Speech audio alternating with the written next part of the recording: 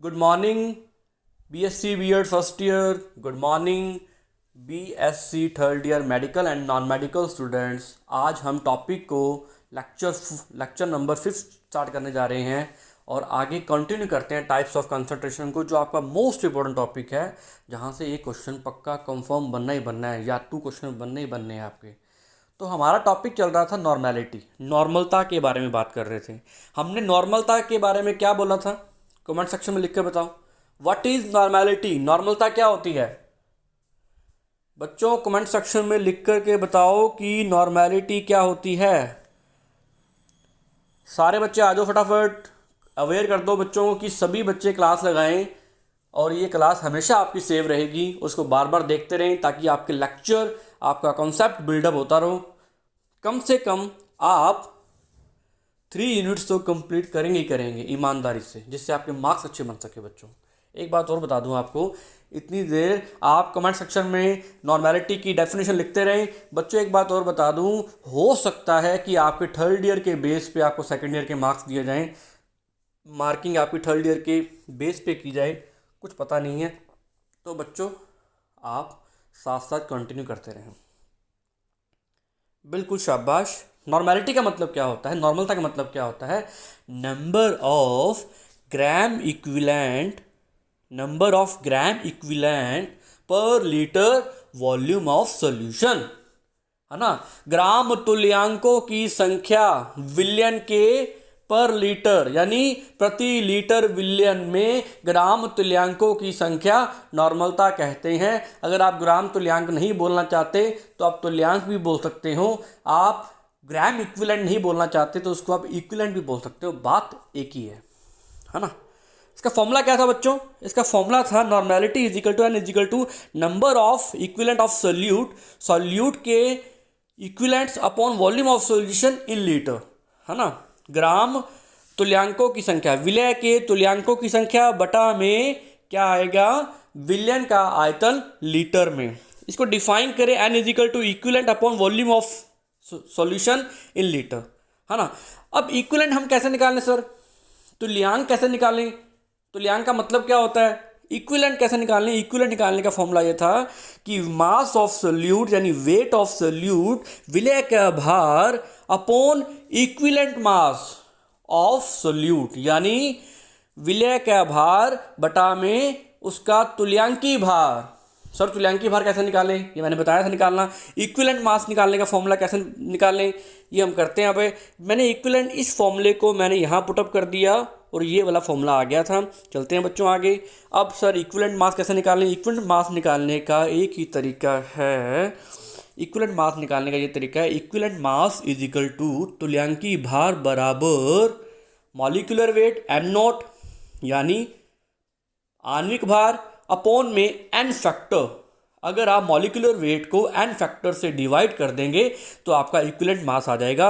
Equivalent mass में ये वाली इक्वेशन को पुटअप करने से एक नया फॉर्मूला आया था। इस तरीके से हमने फॉर्मूले को याद रखना है। और वो फॉर्मूला कैसे आया था बच्चों?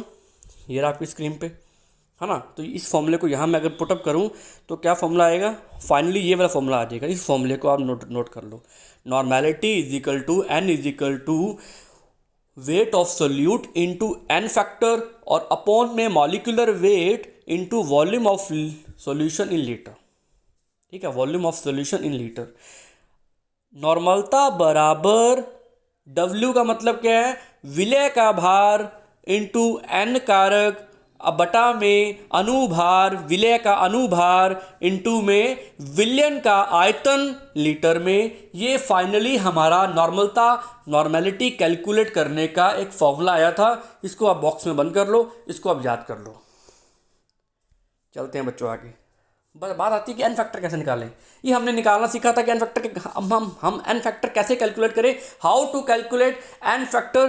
पहले बता दूं एन फैक्टर का मतलब क्या होता है। एन फैक्टर का मतलब होता है मैग्नीट्यूड, क्वांटिटी, परिमाण। किसका परिमाण? कितने, how much positive charge, how much negative charge. Salt के अंदर कितने पॉजिटिव चार्ज बन रहे हैं, कितने नेगेटिव चार्ज बन रहे हैं। एसिडिक सॉल्यूशन में कितने H पॉजिटिव दे रहा है वो। क्षारीय विलयन में, बेसिक सॉल्यूशन में कितने OH नेगेटिव दे रहा है वो या ले रहा है।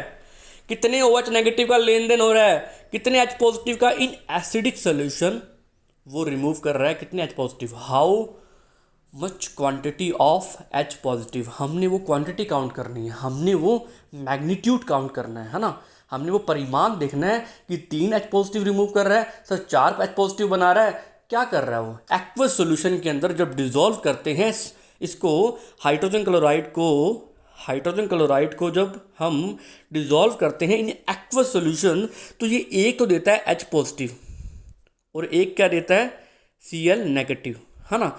तो मैग्नीट्यूड क्या आया, वो एक आया, है ना, एक H पॉजिटिव एक Cl नेगेटिव। अब ये H पॉजिटिव दे रहा है, इसका मतलब एसिड है, तो एसिड के अंदर कितने H पॉजिटिव दे रहा है, how much gives H positive, only 1, तो इसका एन फैक्टर क्या हो गया, N1।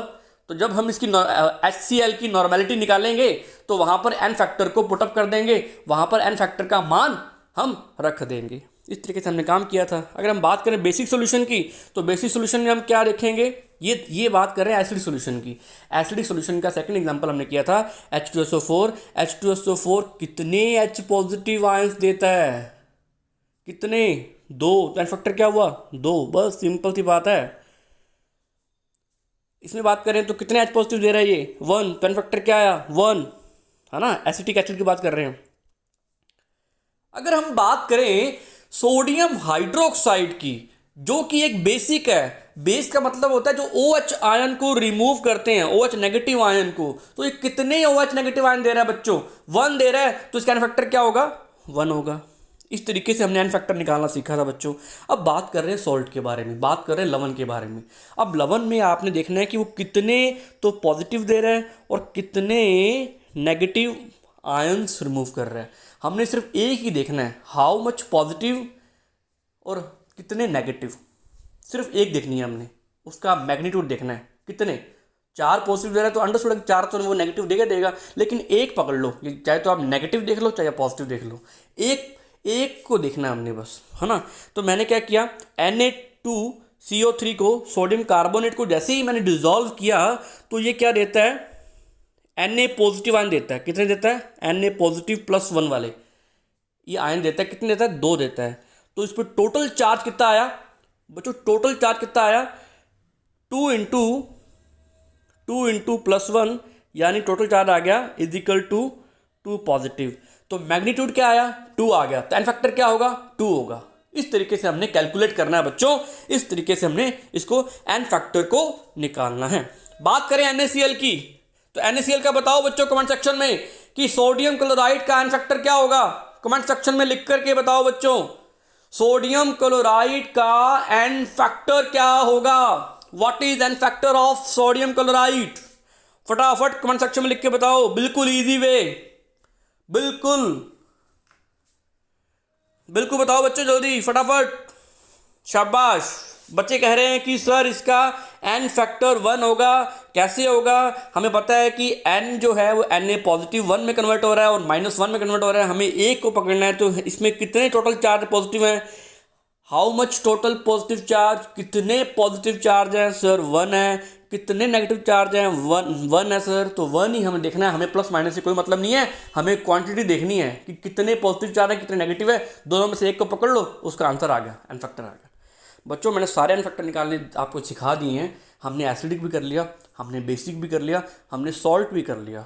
हम बात करने जा रहे हैं आगे ऑक्सीडाइजिंग और रिड्यूसिंग एजेंट, उसका कैसे निकालें, हम ऑक्सीडाइजिंग और रिड्यूसिंग एजेंट का एन फैक्टर कैसे निकालें उसके बारे में बात करने जा रहे हैं बच्चों।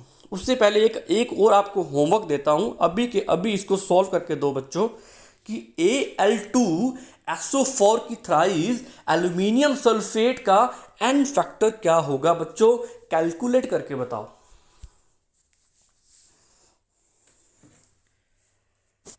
फटाफट कमेंट सेक्शन में करके बताओ बच्चों कि एन फैक्टर इसका क्या होगा, एल्यूमिनियम सल्फेट का, Al2SO4 की थ्राइस का, जब मैंने इसको एक्वस सॉल्यूशन के अंदर डिसॉल्व कर दिया बच्चों, जल्दी जल्दी बता दो।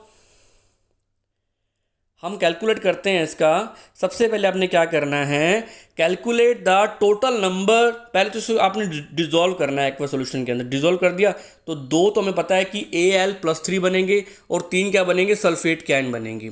SO4 पे -2 का चार्ज है और एल्यूमिनियम पे +3 का चार्ज है। सबसे पहला स्टेप क्या करना है हमें एन फैक्टर को काउंट करने के लिए, calculate total number of positive charge. सबसे पहले हमने क्या करना है, total number of positive charge count करना है या टोटल नेगेटिव चार्ज करना है, काउंट करना है, मैग्नीट्यूड काउंट करना है। हमने काउंट कर लिया, तो बताओ बच्चों इसके ऊपर टोटल पॉजिटिव चार्ज आया तो इस पे तो आ रहा है +3 आ रहा है एल्यूमिनियम पे, इस पे आ रहा है -2 आ रहा है। नेगेटिव चार्ज की बात करें तो पॉजिटिव चार्ज ऑन Al +3 और टोटल नंबर ऑफ एटम कितने हैं, टोटल नंबर ऑफ एटम की बात करें जिसपे पॉजिटिव चार्ज है तो 2 हैं, तो 2 इंटू 3 जा कितना हुआ 6 जा, यानी 6 आ गया। तो 6 क्या आया उसका, total quantity of positive charge की आ गई, है ना। 2 एल्यूमिनियम के एलिमेंट है, 2 आयन है जिसपे +3 चार्ज है, तो 2 इंटू 3 कितना हो गया 6। तो टोटल एल्यूमिनियम पे पॉजिटिव चार्ज कितना आया जो हमने कैलकुलेट कर लिया, कितना है बच्चों +6। अगर हम बात करें सर नेगेटिव आयन के बारे में बताओ, कोई दिक्कत नहीं, कर लेते हैं। SO4 कितने हैं यहाँ पर, 3 SO4 हैं और ईच एंड एवरी SO4 पे सल्फेट आयन पे कितना नेगेटिव चार्ज है सर, -2 है। -2 को अगर हम टोटल काउंट करना है तो हमें इसको मल्टीप्लाई करना पड़ेगा। मैंने मल्टीप्लाई कर दिया तो इसका आंसर क्या आया, इसका आंसर आया -6। हमें माइनस से कोई मतलब नहीं है, हमें प्लस से कोई मतलब नहीं है, हमें टोटल देखना है, टोटल नंबर देखना है। नंबर होता है इनफैक्टर, हमें नंबर देखना है, ये नंबर हमने काउंट करना है। नंबर कितना है 6 आया, तो 6 इसमें नेगेटिव चार्ज है, 6 इसमें पॉजिटिव चार्ज है। एक डाटा को पकड़ लो, वो उसका इनफैक्टर हो गया। हमें पता है कि जितने पॉजिटिव बनेंगे उतने तो नेगेटिव बनने ही बनने हैं, क्योंकि सोल्ट है, ये लवण है। बच्चों समझ में आई बात, बच्चों बात समझ में आई आपको, ओके बिल्कुल। चलते हैं, ये एन फैक्टर 6 आ गया इसका, ये हमने काउंट कर लिया, एन फैक्टर 6 आ गया। इस तरीके से आपको एग्जाम में भी लिख के आना है कि इस तरीके से हम नॉर्मेलिटी में एन फैक्टर को कैलकुलेट किया करते हैं। ओके बच्चों, चलते हैं आगे। कंप्लीटली एन फैक्टर हो गया। आगे न्यू आ रहा है टॉपिक एन फैक्टर निकालने के लिए in the case of oxidising agent, in the case of reducing agent. और लगा के लिख लो, यहां और लगा लो, in the case of oxidising agent, in the case of reducing agent. बात दोनों की करेंगे यहां पर, ऑक्सीकारक और अपचायक में हम एन फैक्टर कैसे कैलकुलेट करते हैं, एन कारक की कैसे गणना करते हैं, बात करने जा रहे हैं। सबसे पहले एग्जाम्पल लेने से पहले हमें यह बात सीखनी है कि हमें देखना क्या है, इसमें हमें देखना क्या है। बच्चों एक मोस्ट इंपॉर्टेंट लाइन जो यहां लिखी हुई है, हमें ये देखना है बस, calculate total number of electron transferred. कोई भी ऐसा कंपाउंड है जो ऑक्सीडाइजिंग की तरह बिहेव कर रहा है, कोई भी ऐसा यौगिक है जो ऑक्सीकारक की तरह व्यवहार कर रहा है, कोई भी ऐसा रिड्यूसिंग एजेंट की तरह व्यवहार कर रहा है, बिहेव कर रहा है कोई भी कंपाउंड, तो हमने ये देखना है कि उसने रिएक्शन के अंदर कितने इलेक्ट्रॉनों का ट्रांसफर किया है, कितने इलेक्ट्रॉनों का लेन देन किया है। 2 इलेक्ट्रॉन, 3 इलेक्ट्रॉन, सर उसने 3 इलेक्ट्रॉन रिमूव कर दिए इन दिस रिएक्शन, तो जितने इलेक्ट्रॉन उसने ट्रांसफर किए हैं वही उसका एन फैक्टर होगा in oxidising agent, in reducing agent. ऑक्सीकारक में और अपचायक में आपने ये बात देखनी है। सर कैसे देखें, आओ चेक करते हैं, एग्जाम्पल लेते हैं। हम बात करते हैं KMnO4 के बारे में। KMnO4 जो होता है, ये आपको एक बात बता दूं, KMnO4 अपने लेबोरेटरी में भी टाइट्रेशन में काफ़ी काम में लेते होते हैं, इसको हम काफ़ी यूज़ में लेते होते हैं। KMnO4 जो होता है ना, एक बात याद रखना, जैसे ही इसको अपने एसिडिक मीडियम में, एसिडिक मीडियम का मतलब होता है जो H पॉजिटिव देते हैं, एसिडिक मीडियम में डिजोल्व करते हैं, ये तुरंत क्या देता है, ये Mn+2 देता है। ये तुरंत क्या देता है, Mn+2 दे देता है, ये Mn+2 आयंस देता है। ये एक एक्सपेरिमेंटल डाटा है बच्चों कि KMnO4 को जैसे ही आप एसिडिक मीडियम में डिजोल्व करोगे ना, एसिडिक मीडियम में डिजोल्व करोगे, अम्लीय माध्यम में जैसे ही आप डुबोगे ना, इसको डिप करोगे, तो ये क्या दे देगा आपको, Mn+2 दे देगा। हमें क्या पता सर ये कितने इलेक्ट्रॉन ट्रांसफर कर रहे हैं, हमें क्या पता कि सर बताओ बच्चों KMnO4 यहाँ पर कैसा बिहेव कर रहा है, ऑक्सीडाइजिंग की तरह बिहेव कर रहा है या रिड्यूसिंग की तरह बिहेव कर रहा है, जल्दी बताओ बच्चों। ऑक्सीडाइजिंग की तरह बिहेव कर रहा है या रिड्यूसिंग की तरह बिहेव कर रहा है। बच्चों एक बात बताओ कि KMnO4 यहाँ Mn+2 में कन्वर्ट हो गया, तो मुझे बताओ कमेंट सेक्शन में लिख करके, नहीं तो मैं आगे आपको बताने वाला हूँ। जल्दी बताओ बच्चों, कोई बात नहीं अगर आप नहीं बता पा रहे तो मैं बता रहा हूँ आपको। पहली बात तो इसका एन फैक्टर 5 होगा, इस रिएक्शन में KMnO4 का, अगर हमें KMnO4 का नॉर्मेलिटी पूछते हैं तो KMnO4 में एक बात ध्यान रखना है, इसका एन फैक्टर 5 आएगा। In acidic medium, in acidic medium इसका एन फैक्टर क्या आएगा? 5 आएगा। कैसे आएगा निकालते हैं बच्चों। आपको एक बात बता दूं कि पहले हमें KMnO4 में Mn की ऑक्सीडेशन स्टेट निकालनी है। हमें Mn की ऑक्सीडेशन स्टेट निकालनी है, ऑक्सीकरण अवस्था निकालनी है। How to calculate oxidation state. हम ऑक्सीडेशन स्टेट कैसे निकालते हैं बच्चों? बिल्कुल आसान तरीका है। हमें Mn का नहीं पता, Mn को x मान लो, बाकी x मानने की जरूरत ही नहीं है, लेकिन हमें पेपर सब्जेक्टिव इसलिए x मानना पड़ता है, नहीं तो हम कर लेंगे। x मान लिया और प्लस में लगा दिया साइन, और यहाँ पर लगा दिया प्लस में साइन। हमें पता है कि पोटेशियम पे जो होता है, पोटेशियम पे चार्ज क्या होता है? +1, तो +1 यहाँ लगा दिया, है ना, इसको कर दिया ब्रैकेट में क्लोज।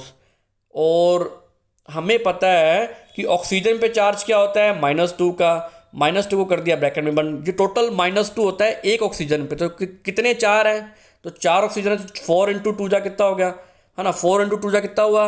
-8 आ गया, है ना। अगर हम 4 × 2 जा करें तो -8 आ गया। अगर इसको कैलकुलेट करें अपने, तो यहाँ तो आ गया -8, और यहाँ क्या आ गया? +1, और बीच में क्या है? x है। तो +1 और -1 अगर आपस में इसको अपने माइनस करें तो आंसर क्या आता है? आंसर क्या आता है आपका? x -7 आ गया, है ना। अगर ये -7 उधर जाएगा तो आंसर क्या आ जाएगा? x = +7। इसका मतलब यहाँ पर Mn की ऑक्सीडेशन स्टेट कितनी है? +7 है। यहाँ तो हमें दे ही रखी है, कितनी दे रखी है? +2 दे रखी है। तो इसका मतलब इसने कितने इलेक्ट्रॉन को रिमूव किया, कितने इलेक्ट्रॉन को रिमूव किया। और एक बात बता दूं आपको, रिमूवल ऑफ इलेक्ट्रॉन क्या होता है बच्चों? कमेंट सेक्शन में लिख के बताओ। जो इलेक्ट्रॉन को इजीली रिमूव करते हैं, इटसेल्फ क्या होता है? उनका रिडक्शन होता है, अपचयन होता है। और सामने वाले का क्या करते हैं? वो ऑक्सीडेशन करते हैं, है ना। सामने वाले का क्या करते हैं? ऑक्सीडेशन करते हैं, इसलिए उसको ऑक्सीकारक या ऑक्सीडाइजिंग एजेंट बोलते हैं। सामने वाले को इलेक्ट्रॉन दे रहे हैं। तो इसमें बताओ बच्चों, ये +7 से +2 हो गया, कितने इलेक्ट्रॉनों का ट्रांसफर हुआ बच्चों? बताओ कितने इलेक्ट्रॉनों का ट्रांसफर हुआ? बताओ बच्चों कमेंट सेक्शन में कितने इलेक्ट्रॉनों का ट्रांसफर हुआ? बिल्कुल 5 इलेक्ट्रॉन का ट्रांसफर हुआ। और 5 इलेक्ट्रॉन का ट्रांसफर हुआ। हमने ये डेफिनेशन दी है कि कैलकुलेट करो total number of electron transferred. तो इसका आंसर क्या हुआ? एन फैक्टर क्या हो गया बच्चों? इसका एन फैक्टर जो हो गया 5 हो गया। क्या हो गया बच्चों? इसका एन फैक्टर क्या हो गया? 5 हो गया। ये क्या कर रहा है? 5 इलेक्ट्रॉन को गेन कर रहा है। इट्स सेल्फ क्या हो रहा है? 5 इलेक्ट्रॉन को गेन कर, सॉरी बच्चों मैं रिपीट कर रहा हूँ इस बात को, शायद मैंने पहले गलत ना बोल दिया, चेक कर लेना इस बात को बैक करके, कि जो इलेक्ट्रॉन को गेन करते हैं उनका क्या होता है? रिडक्शन होता है। इट्स सेल्फ जिनका रिडक्शन होता है वो सामने वाले का क्या करते हैं? सामने वाले का क्या करते हैं? ऑक्सीडेशन करते हैं। तो इसने 5 इलेक्ट्रॉनों को गेन कर लिया। तो 5 इलेक्ट्रॉनों को गेन करने के बाद ये +2 में कन्वर्ट हो गया। ओके बच्चों, तो जो जहाँ इलेक्ट्रॉन का गेन होता है इट्स सेल्फ, उसका क्या होता है? रिडक्शन होता है। और सामने वाले का ऑक्सीडेशन करते हैं, मतलब सामने वाले से ने 5 इलेक्ट्रॉन ले लिए। तो KMnO4 as a oxidising behave करता है, एज ए ऑक्सीकारक व्यवहार करता है। ऑक्सीकारक वो होता है जो सामने वाले का ऑक्सीकरण करता है और खुद का अपचयन होता है। तो सामने वाले का ऑक्सीडेशन करता है, इट्स सेल्फ क्या होता है? रिडक्शन होता है। इट्स सेल्फ रिडक्शन में वो इलेक्ट्रॉन को गेन करते हैं और सामने वाले से इलेक्ट्रॉन ले लेते हैं। समझ आई बच्चों बात? तो इसका हो गया +2, तो 5 एन फैक्टर आ गया इसका। तो इसका एन फैक्टर क्या है? 5 आ गया बच्चों। चलते हैं बच्चों आगे। अब मैं क्या कर रहा हूँ कि KMnO4 को मैं बेसिक मीडियम में कन्वर्ट कर रहा हूँ। बेसिक मीडियम में डाल दिया मैंने। अब बेसिक बच्चों हम बात कर रहे थे KMnO4 की, है ना। तो KMnO4 मुझे बताओ, KMnO4 को मैंने जैसे डिजोल्व किया बेसिक मीडियम के अंदर, एक बात ध्यान रखो, जैसे इसको बेसिक मीडियम में क्षारीय माध्यम में इसको डिजोल्व करते हैं, डिबोते हैं, तो ये क्या देता है? K2MnO4 देता है। इट गिव्स K2MnO4, यानी MnO4 की -2 देता है। बात एक ही है। अब इसमें आप चेक करके बताओ मुझे कि इसमें कितने इलेक्ट्रॉन्स का ट्रांसफर हुआ, कितने इलेक्ट्रॉन्स इसमें ट्रांसफर हुए, कितने इलेक्ट्रॉन्स स्थानांतरित हुए। उससे पहले हमें निकालना पड़ेगा कि Mn का ऑक्सीडेशन स्टेट क्या है। यहाँ पर Mn का कितना आता है? +7। यहाँ कितना आ रहा है? निकाल के बताओ। यहाँ पर आपको पता है, निकाल के बताओ बच्चों इसका एन फैक्टर क्या होगा? फटाफट कमेंट सेक्शन में बताओ, फिर मैं आपको बताने जा रहा हूँ, जल्दी बताओ फटाफट बच्चों। बच्चों देखो, यहाँ पर तो आपको पता है कि इसका होता है +7, +7 हम निकाल चुके हैं। यहाँ अगर बात करें तो इसको x मान लिया जाए तो इसका होता है +2, क्योंकि दो हैं। पोटेशियम पे चार्ज क्या होता है, +1 का होता है, और Mn पे हमें निकालना है, यहाँ पर कैलकुलेट करना है, तो इसको x मान लेते हैं। और ऑक्सीजन पे कितना होता है -2, टोटल ऑक्सीजन कितने हैं, -8 आ जाएगा टोटल। -8 में से +2 अगर माइनस करें तो आंसर क्या आएगा, +6 आ जाएगा। क्या आ जाएगा, +6 आ जाएगा। तो +7 से +6 में कन्वर्ट हो रहा है, +7 से +6 में कन्वर्ट हो रहा है। हमें नहीं मतलब पॉजिटिव और नेगेटिव से, हमें ये पता है कि सर 1 इलेक्ट्रॉन का ट्रांसफर हो रहा है, ये 1 इलेक्ट्रॉन को गेन कर रहा है, 1 इलेक्ट्रॉन का ट्रांसफर हो रहा है। तो इसका मतलब इसका एन फैक्टर क्या होगा बच्चों, एन फैक्टर क्या होगा, एन फैक्टर होगा इसका n = 1। नोट डाल के लिख लो बच्चों, उसका एन फैक्टर क्या होगा, कैलकुलेट करना आया क्या बच्चों, कमेंट सेक्शन में लिख के बताओ, ये बात समझ में आई क्या आपको, कमेंट सेक्शन में लिख करके बताओ बच्चों, ये बात समझ में आई। चलो बच्चों, अब थर्ड एग्जांपल करने जा रहे हैं। KMnO4 को जैसे न्यूट्रल मीडियम में अपने डिसॉल्व करते हैं, उदासीन माध्यम में जैसे ही अपने डिप करते हैं, तो ये क्या देता है, MnO2 देता है। अब इसमें कैलकुलेट करके बताओ बच्चों, ये तो आपको बताना चाहिए, ये आपको मैं जानता हूं आपको आ चुका है। आपको क्या करना है, Mn का ऑक्सीडेशन स्टेट निकालनी है, किसके अंदर निकालनी है, KMnO4 के अंदर ऑक्सीकरण अवस्था निकालनी है, KMnO4 के अंदर। फिर आपने NO2 के अंदर आपने Mn की ऑक्सीडेशन स्टेट, ऑक्सीकरण अवस्था निकालनी है। फटाफट कमेंट सेक्शन में बताओ बच्चों, मैं वेट कर रहा हूं आपका। इमीडिएटली कमेंट सेक्शन में लिख करके बताओ बच्चों, क्या आएगा आंसर इसका, फटाफट।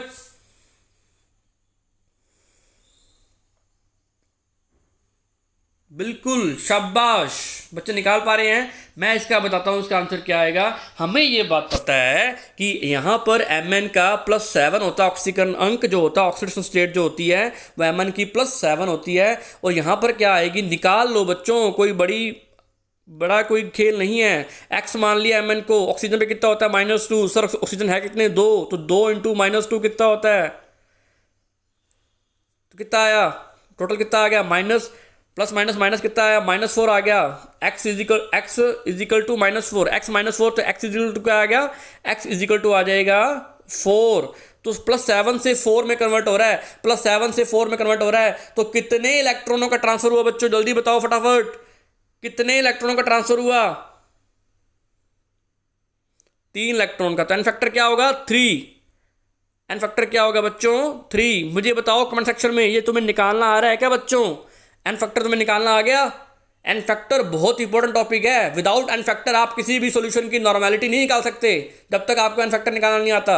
और एन फैक्टर में बस उसमें सम एग्जाम्पल होते हैं, थोड़े थोड़े एग्जाम्पल होते हैं जो आपको आते हैं बस निकालना।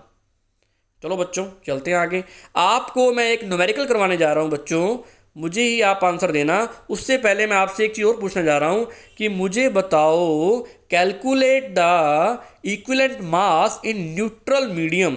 तो मुझे KMnO4 का न्यूट्रल मीडियम में मास निकाल के बताओ। कौन सा मास, इक्विवेलेंट मास। हम वो सीख रहे हैं कि how to calculate equivalent mass of KMnO4। मैं इक्विवेलेंट मास की बात क्यों कर रहा हूँ, क्योंकि इक्विवेलेंट मास के बिना हम कुछ भी नहीं निकाल सकते, नॉर्मेलिटी नहीं निकाल सकते। तो KMnO4 का हमें पता है, जैसे KMnO4 को न्यूट्रल मीडियम में अब डिप करते हैं तो उसका एन फैक्टर आता है 3 आता है। क्या आता है, 3 आता है। तो फॉर्मूला निकालो, फॉर्मूला पुटअप करो, equivalent mass is equal to molecular mass of solute upon N factor.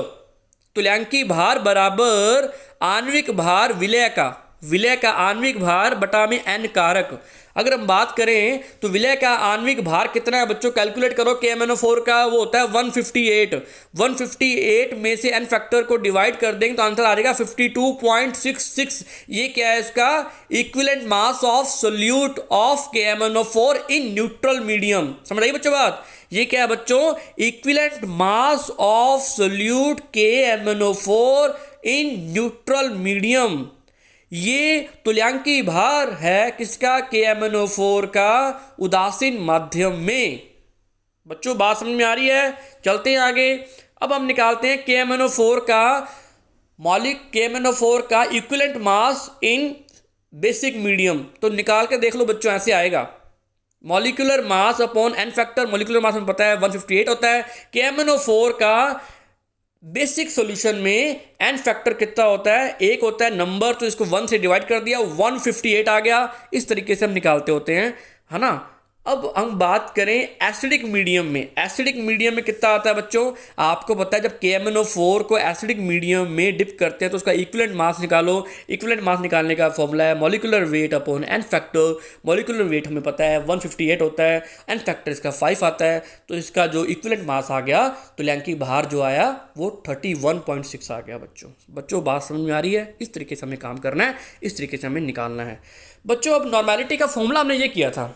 Normality का मतलब क्या होता है, number of equivalent of solute, gram तुल्यांकों की संख्या, विलय के तुल्यांकों की संख्या बटा में volume of solution in litre, यानी विलियन का आयतन लीटर में अगर कर दें तो हमारी नॉर्मेलिटी या नॉर्मलता आ जाती है। नॉर्मेलिटी का फॉर्मूला अगर हम देखें इस समीकरण की फॉर्म में, इक्वेशन की फॉर्म में, तो equivalent upon volume in litre of solution, है ना। इक्विवेलेंट निकालने का फॉर्मूला क्या था, इक्विवेलेंट मतलब तुल्यांक निकालने का फॉर्मूला क्या था, वेट ऑफ सोल्यूट यानी विलय का भार बटा में विलय का तुल्यांकी भार, यानी इक्विवेलेंट मास ऑफ सोल्यूट। इस तरीके से हमने काम किया था, इस तरीके से निकालते होते हैं। तो इस फॉर्मूले को मैंने यहाँ पुटअप कर दिया, है ना। इस फॉर्मूले को, ये वाला फॉर्मूला हमने निकाला। इक्विवेलेंट मास कैसे निकालते हैं, equivalent mass is equal to molecular weight upon N factor. तो लास्टली हमारे पास क्या फॉर्मूला निकल के आया, जैसे ही मैंने इस फॉर्मूले को यहाँ पुटअप किया तो लास्टली हमारे पास ये फॉर्मूला निकल के आया। अंततः हमारे पास ये फॉर्मूला निकल कर आया, n is equal to mass of solute into N factor upon molecular weight into volume of litre of solution. हमने निकालना सीखा। नॉर्मेलिटी इज इक्वल टू किसका भार, विलय का भार इंटू एन कारक, आणविक भार किसका, विलय का, इंटू आयतन किसका, विलयन का लीटर में, वो हमारा फॉर्मूला आ गया। इस फॉर्मूले को बच्चों नोट कर लो। फिर आपको मैं एक न्यूमेरिकल करवाने जा रहा हूँ, एक न्यूमेरिकल हम करने जा रहे हैं। ये लो भाई बच्चों न्यूमेरिकल, आपके पास 1 मिनट का टाइम है और इसको आप न्यूमेरिकल को सोल्व करके बताओ। Find out normality of 490 gram of H2SO4 in 10 litre. 10 litre solution, 10 litre विलियन में 490 ग्राम H2SO4 की नॉर्मलता ज्ञात कीजिए। आपको मैं फॉर्मूला करवा चुका हूं, ये रहा फॉर्मूला आपकी स्क्रीन पे, ये रहा सवाल। इस न्यूमेरिकल को सॉल्व करके बताओ। अगर इसको न्यूमेरिकल को जितने ज़्यादा मैक्सिमम बच्चों ने सॉल्व कर दिया, इट मीन उसको नॉर्मेलिटी समझ में आ गई है, नॉर्मलता समझ में आ गई है। आपके पास राइट 1 मिनट का टाइम है, 1 मिनट का समय है आपके पास। जल्दी करो बच्चों।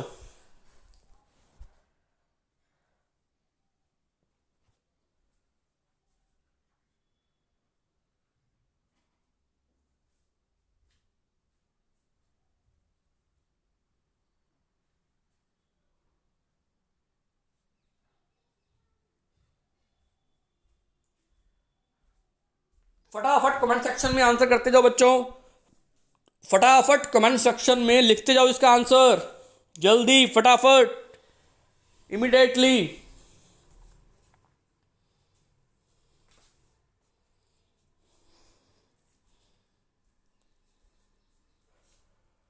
बच्चों कमेंट सेक्शन में इसका आंसर तो सारे बच्चे इसको सॉल्व करके बताओ। 1 मिनट का समय बहुत होता है, 1 मिनट का टाइम बहुत होता है बच्चों, जल्दी फटाफट लिखते जाओ। शाबाश, बच्चे कर पा रहे हैं बिल्कुल। अब मैं इसका करवाने जा रहा हूँ आपको। फॉर्मूला आपके सामने है स्क्रीन पे, है ना। ये फॉर्मूला आपने पुटअप करना है। सारा फॉर्मूला मैं आपको एक्सप्लेन कर चुका हूँ 2-2 बार, 3-3 बार। अब हम देखते हैं कि वेट ऑफ सोल्यूट क्या है हमारे पास, विलय का भार क्या है, 490 ग्राम जो हमें दिया हुआ है, ये रहा, है ना। 490 ग्राम विलय का भार है। विलय है क्या सर, H2SO4 है। H2SO4 का मॉलिक्यूलर वेट क्या होता है, आणविक भार क्या होता है, हमें निकालना आता है ना बच्चों। मैं तुम्हें निकालना नहीं बता रहा, मॉलिक्यूलर वेट हम 9th क्लास में निकालते होते हैं। तो H2SO4 का मॉलिक्यूलर वेट क्या हुआ, 98 ग्राम, है ना। वॉल्यूम, वॉल्यूम कितना है इसका टोटल, 10 लीटर, 10 लीटर आ गया। एन फैक्टर क्या होगा, कमेंट सेक्शन में बताओ फटाफट। एन फैक्टर क्या होगा H2SO4 का, it gives how much positive, how much negative, कितने एच पॉजिटिव देगा, ये एसिड है, ये 2 देगा। एन फैक्टर क्या होगा इसका, 2 होगा। एन फैक्टर क्या होगा इसका, 2 होगा। अब सारी चीज़ें पुटअप कर दो। मैंने वेट ऑफ सोल्यूट पुटअप कर दिया, विलय का भार 490 ग्राम, एन फैक्टर 2 आया, मैंने पुटअप कर दिया। मॉलिकुलर वेट 98 ग्राम और 10 उसका क्या है, volume of litre of solution, volume of solution in litre, है ना। विलयन का आयतन लीटर के अंदर जो कि 10 लीटर है। अब मैं कैलकुलेट करता हूँ। मैंने क्या किया, इस 0 से 0 काट दी, 49 इंटू 2 जा कितना होता है 98, 2 से 2 कट गया तो आंसर क्या है, ओवरऑल क्या आ गया 1 आ गया। तो उसकी नॉर्मेलिटी क्या आ गई, 1 आ गई। क्या है बच्चों, इसकी नॉर्मेलिटी 1 आ गई। इसका मतलब अगर आप 490 ग्राम ऑफ H2SO4 को 10 लीटर सॉल्यूशन के अंदर मिला दोगे तो आपने 1 नॉर्मेलिटी का सॉल्यूशन प्रिपेयर कर लिया। इस तरीके से हम एक्सपेरिमेंटल लैब के अंदर, केमिस्ट्री लैब के अंदर इस तरीके से 1 नॉर्मेलिटी का सॉल्यूशन बनाते होते हैं। अगर आपको बोले ना लैब असिस्टेंट या कोई टीचर कि सर बच्चे 1 नॉर्मेलिटी का सॉल्यूशन बना दो इसका, तो पता लग गया इस तरीके से बनाते होते हैं। इस तरीके से हम क्या करते होते हैं, कैलकुलेट करते होते हैं कि 1 नॉर्मेलिटी का सॉल्यूशन बनाने के लिए क्या करना है। अगर आपसे ये बोला जाता है क्लास में तो H2SO4 के 1 नॉर्मेलिटी का सॉल्यूशन बना दो, तो इसका मतलब 490 ग्राम को 10 लीटर में मिला दो, क्या बन गया, 1 नॉर्मल सॉल्यूशन बन गया आपका, है ना। 1 नॉर्मेलिटी का सॉल्यूशन बन गया। बाकी इसको एक्सपेरिमेंटली करेंगे कभी, तो इस तरीके से हम 1n के सॉल्यूशन 1/10 के सॉल्यूशन बनाते होते हैं। ओके बच्चों, मिलते हैं फिर। ये हमने कर लिया। एक चीज़ और बताने जा रहा हूँ बच्चों, क्लास एंड होने वाली है, नेक्स्ट क्लास का टाइम होने वाला है आपका, मुझे पता है। रिलेशन बिटवीन मोलैरिटी और नॉर्मेलिटी, क्या रिलेशन होगा नॉर्मेलिटी और मोलैरिटी के अंदर, मोलरता और नॉर्मलता के अंदर संबंध की बात करने जा रहे हैं। हमें बच्चों पता है ये फॉर्मूला नॉर्मेलिटी का है, ये फॉर्मूला मोलैरिटी का है। मोलैरिटी इज इक्वल टू क्या होता है, वेट ऑफ सोल्यूट, विलय का भार upon molecular wait of solute into volume of solution in litre, यानी विलय का भार बटा में आणविक भार विलय का इनटू में विलयन का आयतन लीटर में। ये होता है मोलैरिटी का फॉर्मूला। ये मिलती जुलती चीज़ सेम यहाँ पर है, ये देखो यहाँ पर है ना बच्चों, सेम ये वाला फॉर्मूला यहाँ पर है। अगर मैं इस पूरे फॉर्मूले को इससे रिप्लेस कर दूँ, मोलैरिटी से रिप्लेस कर दूँ, इस फॉर्मूले में पुटअप कर दूँ, तो फाइनली फॉर्मूला हमारे सामने क्या निकल के आएगा, फाइनली फॉर्मूला हमारे सामने निकल के आएगा normality is equal to m into N factor. कितनी बड़ी बात आ गई है। अगर आप मोलैरिटी को एन फैक्टर से मल्टीप्लाई कर देंगे तो उस सोल्यूट की नॉर्मेलिटी आ जाएगी जो भी आपको दिया हुआ है। ये एक न्यू फॉर्मूला लिखा है, न्यू फॉर्मूला आपके सामने निकल कर आया। बहुत इंपॉर्टेंट फॉर्मूला है कि किसी भी सोल्यूट की, किसी भी सब्सटेंस की नॉर्मेलिटी निकालनी है, एन निकालनी है, नॉर्मेलिटी निकालनी है, तो उसकी मोलैरिटी निकालो, इंटू एन फैक्टर से मल्टीप्लाई कर दो, उसकी नॉर्मलता आ जाएगी, उसकी नॉर्मेलिटी आ जाएगी। बच्चों नॉर्मेलिटी के आपको कितने फॉर्मूले करवा दिए, क्लास डेली लगाओ तब आपको समझ में आएगा। बच्चों बात समझ में आ रही है आपको। बच्चों एक चीज़ तुम्हें और बताता हूँ तुम्हें, इसी में तुम्हें एक चीज़ और एक्सप्लेन करता हूँ। आपको पता है कि नॉर्मेलिटी इज इक्वल टू क्या होती है, नॉर्मेलिटी इज इक्वल टू क्या होती है, इक्विवेलेंट अपॉन क्या होता है, volume in litre of solution. और इज इक्वल टू मोलैरिटी क्या होती है, number of moles upon volume in litre of solution, है ना। हम बात करने जा रहे हैं, इस फॉर्मूले में पुटअप कर रहा हूं। नॉर्मेलिटी का मतलब क्या होता है, इक्विवेलेंट पर litre volume of solution. Molarity number of moles per litre volume of solution, है ना। ये हम इक्वल करने जा रहे हैं। मैंने क्या किया, VL से VL काट दिया, वॉल्यूम ऑफ लीटर मैंने काट दिया। आगे बचा क्या, equivalent is equal to number of moles, equivalent is equal to number of moles into N factor. बच्चों ये फॉर्मूला समझ में आया आपको। मैं दोबारा बता रहा हूँ बच्चों आपको। हमें पता है नॉर्मेलिटी क्या होती है, नॉर्मेलिटी होती है equivalent upon volume in litre of solution. और यहाँ पर m की वैल्यू मैं रखने जा रहा हूँ। m की वैल्यू क्या है, number of moles upon volume of solution in litre. मैं वॉल्यूम ऑफ लीटर को मैं काट रहा हूँ। इक्विवेलेंट इज इक्वल टू यहाँ पर क्या है, एन फैक्टर है, ये वाला फॉर्मूला एन फैक्टर है, तो ये कट गया। तो फॉर्मूला क्या निकल के आया, new formula, equivalent is equal to number of moles into N factor. ये फॉर्मूला, न्यू फॉर्मूला निकल के आया है। यदि हमें इक्विवेलेंट निकालने हो, तुल्यांक निकालने हो, तो आप क्या करो, मोलों की संख्या को आप एन फैक्टर से मल्टीप्लाई कर दो। समझ आई बच्चों बात? नंबर ऑफ मोल्स को एन फैक्टर से मल्टीप्लाई कर दो तो इसके इक्विवेलेंट आ जाएंगे, उसके तुल्यांकों की संख्या आ जाएगी। अगर नंबर ऑफ इक्विवेलेंट निकालने हैं तो मोलों की संख्या से एन फैक्टर को मल्टीप्लाई कर दो, मोलों की संख्या को एन फैक्टर से मल्टीप्लाई कर दो। ये न्यू फॉर्मूला लिख लो बच्चों, ये मैंने इसकी स्लाइड नहीं बनाई है, इसको नोट डाउन कर लो। नॉर्मेलिटी खत्म हुई, नॉर्मलता खत्म हुई। अगर नॉर्मेलिटी आई 3 मार्क्स की तो इतना काम आपको करके आना है वहां पर विद एग्जाम्पल। ओके बच्चों, थैंक यू, मिलते हैं कल, शाबाश।